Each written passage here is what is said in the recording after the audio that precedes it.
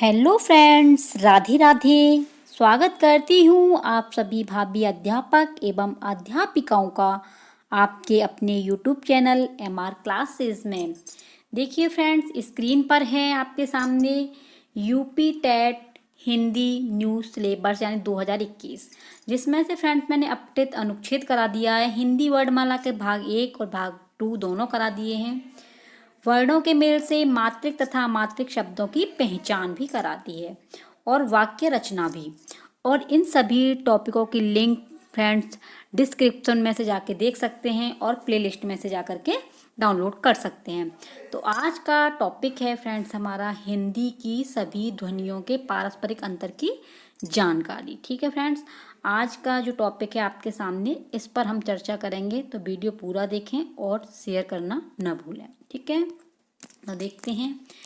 ये है आपके सामने ओम। तो फ्रेंड्स, हमारी जो भी वर्ड निकलते हैं वो ओम के माध्यम से निकलते हैं। ये ओम एक अद्वितीय शक्ति है जिसके द्वारा सारी ध्वनियाँ निकलती हैं। जैसे कि आप देख पा रहे हो कि यह ओम, यह एक ऐसी ध्वनि है जो आपके आसपास के वातावरण को शुद्ध कर देती है। क्या कर देती है ओम? वातावरण को एकदम शुद्ध कर देती है एवं सकारात्मक कंपन का निर्माण करती है, यानी कि हमें अच्छी सोच प्रदान करती है। तो ये तो है ओम। ओम से ही सारी ध्वनियों का निर्माण हुआ है। अब चलते हैं अपने टॉपिक की ओर। हिंदी की सभी ध्वनियों के पारस्परिक अंतर की जानकारी विशेष रूप से स, श, श, ब, व, न, ड़, छ, छ और न, ण की जानकारी, ये जानकारी आपको बताई जाएगी। तो फ्रेंड्स, उच्चारण स्थान की दृष्टि से अंतर, जैसे आपका स है तो स को बोलते हैं हम दंत। इसमें हमारी जिह्वा दांतों के निचले भाग को स्पर्श करती है। कौन से को? निचले के भाग को, स। और स को क्या बोलते हैं? दंत। ये है श, षटकोण वाला, मूर्धन्य बोलते हैं इसे।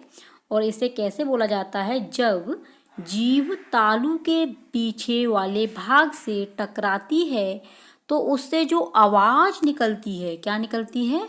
आवाज निकलती है, तो उसे ही मूर्धा बोलते हैं। क्या बोलते हैं? मूर्धा। अब है ये श यानी शलजम वाला श, इसे बोलते हैं तालव्य। इसे कैसे बोला जाता है? जब जिह्वा हमारे तालू से टकराती है। किससे? तालू से टकराती है तो उसे तालव्य कहते हैं। ठीक है फ्रेंड्स, नेक्स्ट है हम तालव्य श का प्रयोग कैसे करते हैं। तालव्य श का प्रयोग कैसे करते हैं तो ये आप स्क्रीन पर देख पा रहे हो। इसका उच्चारण किसका? तालव्य श, इसका उच्चारण तालु से होता है। किससे? तालु से होता है, जिसके कारण इसे तालव्य श कहते हैं। इसका प्रयोग इस प्रकार है। किस प्रकार है? जैसे शलजम, शलगम, शक्तिशाली, शायद, शक्कर, शंकर, शोषण, शोभित, शोध, शोर, शमी, शमशेर, शामिल आदि। तो ये आपका शलजम का प्रयोग है। नेक्स्ट है आपका स। स एक सामान्य वर्ड है जिसका उच्चारण स्थान है दंत। और स का प्रयोग इस प्रकार करते हैं, जैसे सरकार, सरल, सर्कस, तर्कस, सात, साल, सागर, सरदार, असरदार आदि। ये स का प्रयोग होता है। अब है आपके सामने व और ब में अंतर। व और ब का अंतर। ठीक है फ्रेंड्स, तो देखते हैं ब और ब का अंतर। व एक दंतोष्ट वर्ड है। वह कैसा है? एक दंतोष्ट वर्ड है। वह वाक्य, वाचक, वकील, वक्ता, वकालत, वाला, ये इसके अंदर आते हैं, व के आदि। ठीक है फ्रेंड्स, अब देखते हैं ब। ब एक ओष्ठ वर्ड है, ओठों की सहायता से बोला जाता है। ब का प्रयोग किसका? ब का प्रयोग सामान्य वाक्य में नकारात्मकता को बताने के लिए एवं उपसर्ग के रूप में भी इसका प्रयोग होता है। उपसर्ग के रूप में ब का प्रयोग, जैसे ब का अर्थ होता है के साथ। इसका अर्थ हो गया जैसे बदौलत, बनाम, वकायदा, वाइज्जत। बद माने बुरा, बदसूरत, बदनाम, बदकिस्मत, बदबू। बिला माने बिना, विलासक, विलासवक, बिला नागा, बिन निषेध, बिन ब्याही, बिन बोया, बिन देखा आदि। तो ये हो गया हमारा ब का प्रयोग। नेक्स्ट है फ्रेंड्स तथा ड़ और ढ में अंतर। तो ये अंतर आप स्क्रीन पर देख पा रहे हो, इन अंतरों को मैं आपको समझा रही हूँ। देखिए फ्रेंड्स, ड़ और ढ में अंतर, इनका प्रयोग, किनका, इनका प्रयोग, ठीक है, इन चीज़ों का प्रयोग, इनका प्रयोग शब्दों के बीच या अंत में किया जाता है, या तो बीच में आएगा या अंत में, शुरू में नहीं किया जाता है। ठीक है दोस्तों, इसका जो प्रयोग या तो आपके बीच में आएगा और या अंत में आएगा, शुरू में नहीं आएगा। जैसे लड़ना, पेड़, पढ़ना, पढ़ा, कड़ा, कड़क, सड़क, गढ़ना, पढ़ाई, अड़ाई, कड़ाई आदि।